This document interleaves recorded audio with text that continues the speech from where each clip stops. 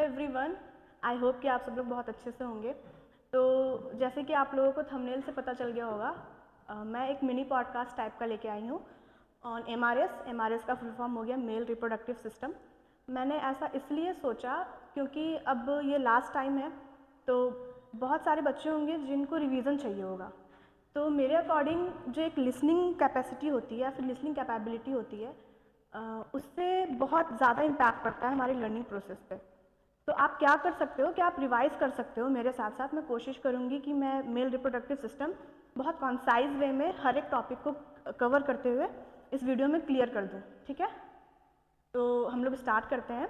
Male reproductive system, सबसे पहली बात कि ये कहाँ पे लोकेटेड होता है। मेल रिप्रोडक्टिव सिस्टम हमारा पेल्विक रीजन पे लोकेटेड होता है, जबकि फीमेल की अगर बात करते हैं हम लोग तो फीमेल हमारा पेल्विस रीजन में होता है, ठीक है। और जब मेल रिप्रोडक्टिव सिस्टम के टाइप्स में जब हम बात करते हैं कि उसमें क्या क्या इंक्लूड करते हैं हम लोग, तो सबसे पहले आता है testis, accessory duct, accessory gland और एक्सटर्नल जेनिटेलिया, जिसको हम लोग बोलते हैं पेनिस। तो मैंने क्या बोला, आप लोग मेरे पीछे पीछे रिपीट करिएगा, आप लोग को यहीं पे याद हो जाएगा। Testis, a pair of testis, accessory duct, accessory gland और एक्सटर्नल जेनिटेलिया। तो सबसे पहले हम लोग बात करते हैं टेस्टिस के बारे में। हमारा टेस्टिस का स्ट्रक्चर कैसा होता है, ओवल शेप का होता है, ठीक है। और जो टेस्टिस होता है वो लोकेटेड होता है एब्डोमिनल कैविटी के बाहर एक सैक लाइक स्ट्रक्चर में, जिसको हम लोग बोलते हैं स्क्रॉटम। अच्छा बच्चों, अब स्क्रॉटम का काम क्या होता है। स्क्रॉटम जो होता है वो एक टेस्टिस को बहुत लोअर टेम्परेचर पे मेंटेन करके रखता है। कितना टेम्परेचर होता है, 2 से 2.5 degree centigrade lower than the normal internal body temperature. यही लाइन एनसीईआरटी में लिखी हुई है। और इसी टेम्परेचर पे हमारा स्पर्मेटोजेनेसिस जो है वो हो पाता है। स्पर्मेटोजेनेसिस का मतलब होता है स्पर्म का प्रोडक्शन हो पाना, ठीक है। ये बात हो गई। उसके बाद जो हमारा टेस्टिस होता है वो डेंस कवरिंग से बना होता है, डेंस टिश्यू से बना होता है, वो कवर्ड होता है डेंस टिश्यू से। अब उसके डायमेंशन की बात की जाए, यानी कि लेंथ और ब्रेथ की, तो उसकी जो विड्थ होती है वो 2 to 3 सेंटीमीटर होती है और जो लेंथ होता है वो 4 to 5 सेंटीमीटर होता है, ओके। फिर जब हम लोग टेस्टिस के बारे में जो हम लोग फर्दर आगे और बढ़ते हैं, तो फिर हम लोग को ये पता चलता है कि ओवल शेप के बारे में मैंने आप लोगों को बोल ही दिया। टेस्टिस जो होता है वो, उसमें जो लोब्यूल्स होते हैं, टेस्टिकुलर लोब्यूल्स, 250 कंपार्टमेंट्स होते हैं हर एक टेस्टिस में, ठीक है। जैसे मान लीजिए एक टेस्टिस है, एक टेस्टिस ये हो गया, एक टेस्टिस ये हो गया। आप लोग इमेजिन करिए, इच टेस्टिस हैज़ 250 लोब्यूल्स, जिसको हम लोग बोलते हैं टेस्टिकुलर लोब्यूल, ओके। और हर एक लोब्यूल में 1 से 3 हाईली कॉइल्ड सेमनीफेरस ट्यूब्यूल होता है। सेमनीफेरस ट्यूब्यूल में ही हमारा स्पर्म का प्रोडक्शन हो रहा होता है, ठीक है। अब बात करते हैं सेमनीफेरस ट्यूब्यूल के बारे में। सेमनीफेरस ट्यूब्यूल, जैसे मान लीजिए ये सेमनीफेरस ट्यूब्यूल है, अगर हम लोग इसके इंटरनली लाइनिंग की बात करते हैं, जो ये इनसाइड की तरफ लाइंड होता है 2 टाइप्स ऑफ सेल्स से। एक होता है मेल जर्म सेल्स, एक होता है Sertoli cell. Male germ cell को ही एनसीईआरटी ने स्पर्मेटोगोनिया भी बोला है। और क्वेश्चन भी बनता है कि स्पर्मेटोगोनिया का प्लॉइडी क्या होता है। स्पर्मेटोगोनिया का प्लॉइडी होता है 2 एंड, ओके। अब बात करते हैं हम लोग मेल जर्म सेल क्या कर रहा होता है। मेल जर्म सेल या फिर स्पर्मेटोगोनिया जब हमारा म्योटिक डिवीजन कर रहा होता है तो वो जर्म सेल्स को प्रोड्यूस करता है, यानी कि स्पर्म को प्रोड्यूस कर रहा होता है। अब जब हमारा जर्म सेल बन रहा है तो कोई ना कोई उसके नरिशमेंट के लिए भी होना चाहिए ना, तो नरिशमेंट प्रोवाइड करता है हमारा सर्टोली सेल। सर्टोली सेल को ही एनसीईआरटी नर्स सेल भी बोलती है, वो प्रोवाइड कर रहा होता है नरिशमेंट हमारा। फिर उसके बाद अब जो भी स्पेसेस जो आउटसाइड द सेल है ना, सेमनीफेरस ट्यूब्यूल के जो बाहर का स्पेस है, उसको हम लोग बोलते हैं इंटरस्टिशियल स्पेस, ओके। अब इंटरस्टिशियल स्पेसेस में क्या क्या होता है हमारा, इंटरस्टिशियल स्पेसेस में हमारा होता है small blood vessels, interstitial cells. और इंटरस्टिशियल सेल्स को ही एनसीईआरटी लीडिक सेल बोलती है। प्लीज़ आप लोग इस पर ध्यान दीजिएगा, इंटरस्टिशियल सेल और लीडिक सेल अलग अलग नहीं है, दोनों एक ही चीज़ है। लीडिक सेल का काम क्या होता है, लीडिक सेल हमारा एक टेस्टिकुलर हार्मोन या फिर मेल हार्मोन सिक्रीट कर रहा होता है, जिसको हम लोग बोलते हैं एंड्रोजन। एनसीईआरटी एक और बहुत प्यारी सी लाइन लिखती है नीचे पैराग्राफ में, other immunologically competent cells are also present interstitial spaces में।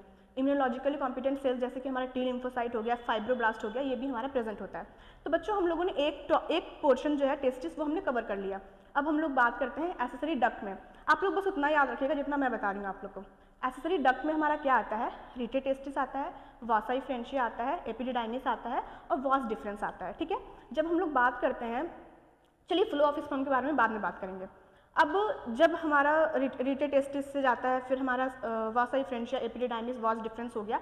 अब हम लोग कुछ कुछ चीज़ों के बारे में बात कर लेते हैं। जैसे एपिडिडाइमिस जो होता है, ये मान लीजिए टेस्टिस है, टेस्टिस के पोस्टीरियर एंड पे हमारा एपिडिडाइमिस लोकेटेड होता है।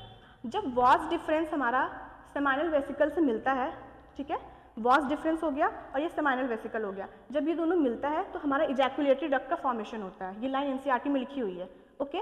और जो हमारा वॉस डिफरेंस होता है वो एब्डोमेन की तरफ असेंड कर रहा होता है, ठीक है ना, असेंड कर रहा होता है, असेंडिंग का मतलब ये हो गया, ठीक है, असेंड कर रहा होता है और वो यूरिनरी ब्लैडर की तरफ लूप लेता है, okay.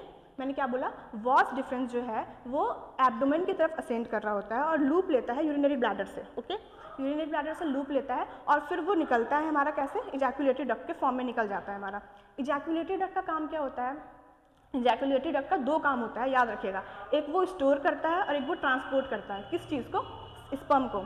Ejaculatory duct store and transport the sperm, ठीक है। कहाँ से, हमारा पीनस से, ओके। पीनस भी आप बोल सकते हो, पेनिस भी बोल सकते हो। ये बात यहाँ पे हो गई, ठीक है।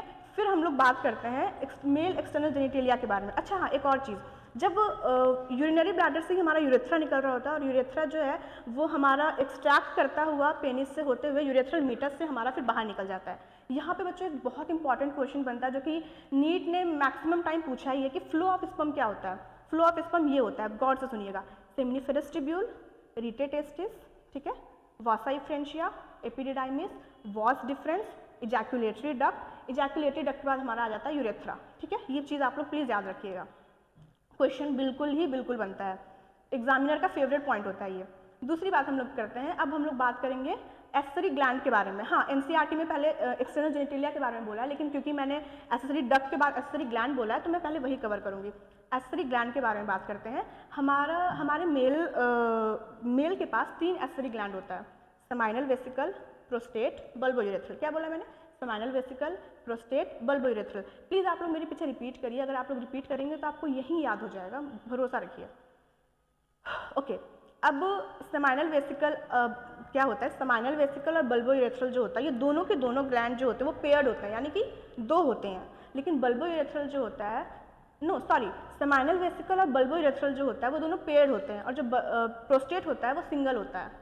मैंने क्या बोला, मैं फिर से बोल दे रही हूँ, शायद मैंने अगर पीछे गलती कर दी हो तो मैं फिर से बोल दे रही हूँ। मेल एसेसरी ग्लैंड जो होता है, सेमाइनल वेसिकल होता है, प्रोस्टेट होता है, बल्बोयूरेथ्रल होता है। सेमाइनल वेसिकल और बल्बोयूरेथ्रल जो दोनों होते हैं वो दोनों पेयर्ड होते हैं और जो प्रोस्टेट होता है वो सिंगल होता है, ठीक है। इन तीनों के सिक्रीशन को हम लोग बोलते हैं सेमाइनल प्लाज्मा। क्या बोलते हैं, सेमाइनल प्लाज्मा। और सेमाइनल प्लाज्मा में क्या मिलता है हम लोग को, फ्रक्टोज मिलता है, कैल्शियम मिलता है एंड सर्टेन एंजाइम्स। यही सेम चीज़ लिखी हुई है एनसीईआरटी में, fructose, calcium and certain enzymes. ये तीनों चीज़ों का मिश्रण हमें इसमें मिलता है, ठीक है। अब बल्बोयूरेथ्रल के बारे में एनसीईआरटी ने एक लाइन बोली है कि बल्बोयूरेथ्रल जो होता है उसका जो सिक्रीशन होता है वो लुब्रिकेशन ऑफ पेनिस में हेल्प करता है ड्यूरिंग इंसेमिनेशन, ठीक है। अब बात करते हैं हम लोग पीनस के बारे में, जो कि हमारा लास्ट टॉपिक है, male external genitalia. Male external genitalia हमारा होता है पेनिस, ठीक है। मैंने बोला पेनिस भी आप बोल सकते हो, पीनस भी बोल सकते हो, दोनों करेक्ट है, करेक्ट प्रोनाउंसिएशन है। पेनिस जो होता है वो हमारा मेल कॉपुलेटरी ऑर्गन होता है, ठीक है। अब अगर बात की जाए, ये एक स्पेशल टाइप के टिश्यू से मिलकर बना होता है जो कि पेनिस के इरेक्शन में हेल्प करता है ड्यूरिंग इंसेमिनेशन। और इसका जो आउटर मोस्ट बल्ज पार्ट होता है उसको हम लोग बोलते हैं ग्लैंस पेनिस, ठीक है। और वो कवर्ड होता है सर्टेन टाइप्स ऑफ टिश्यू से, या फिर स्किन से, जिसको हम लोग बोलते हैं फोर स्किन, ठीक है। एक वर्ड आपने कहीं सुना होगा, सर्कमसिजन। ये रिमूवल ऑफ फोर स्किन को ही हम लोग सर्कमसिजन बोलते हैं, लेकिन ये एनसीईआरटी में नहीं है, मैंने बस आपको बता दिया। Removal of foreskin is known as circumcision. और आई थिंक मैंने सारा टॉपिक ही कवर किया है इस वीडियो में। आप लोग प्लीज़ बताइएगा कि आपको ये मिनी पॉडकास्ट यूज़फुल आपके लिए रहा या नहीं रहा। प्लीज़ कमेंट में ज़रूर बताइएगा, क्योंकि अगर ये आपके लिए यूज़फुल रहेगा तो मैं ऐसे शॉर्ट टॉपिक ज़रूर लाऊंगी और मैं कोशिश करूँगी कि with in a brief time मैं इसको कवर कर लूँ, ओके। आप लोग प्लीज़ अच्छे से रहिए, पढ़ते रहिए, मम्मी पापा का ब्लेसिंग्स लीजिए, हम टीचर्स का तो ब्लेसिंग आप लोग के साथ है ही। And we love you all. जय हिंद।